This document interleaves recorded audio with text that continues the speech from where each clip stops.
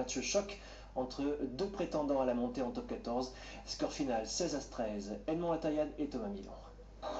Quand deux des favoris de Pro D2 se rencontrent, l'issue du match ne peut être qu'incertaine. Et pourtant, Dax prend le large en première mi-temps en dominant une formation agenaise atone presque méconnaissable. 3 pénalités de Lagardère et les Landais virent en tête à la pause 9-0. Agen ne conteste qu'une seule fois la suprématie dacquoise sur un débordement de UG, mais Dax garde l'initiative et la maîtrise de la rencontre. On n'a pas été à notre niveau en première mi-temps. On a eu du mal je crois qu'on a hésité un peu à lancer le jeu. Dax était dans une stratégie très d'assurance tout risque et on est passé tout simplement à côté de la première mi-temps. Le début de la deuxième mi-temps confirme la suprématie de Dax et sa mêlée, tel un rouleau compresseur, lui permet de se porter en tête sur un essai de pénalisation 16-3. Mais les Landais vont trembler.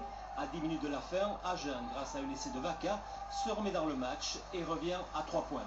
En dominant autant pendant plus d'une mi-temps, on doit prendre plus vite l'avantage et se mettre à l'abri d'un retour des Agenais. Commencer par une défaite aurait été difficile, même si on est obligé d'envisager quand on est entraîneur. Mais c'est vrai que là, de commencer par une victoire à domicile face à Agen, ça laisse revoir de belles choses et ouvre beaucoup d'espoir. 16-13, Dax reste maître chez lui face à un des gros favoris de la Pro D2 Agen qui prend tout de même un point de bonus. La Pro D2 toujours est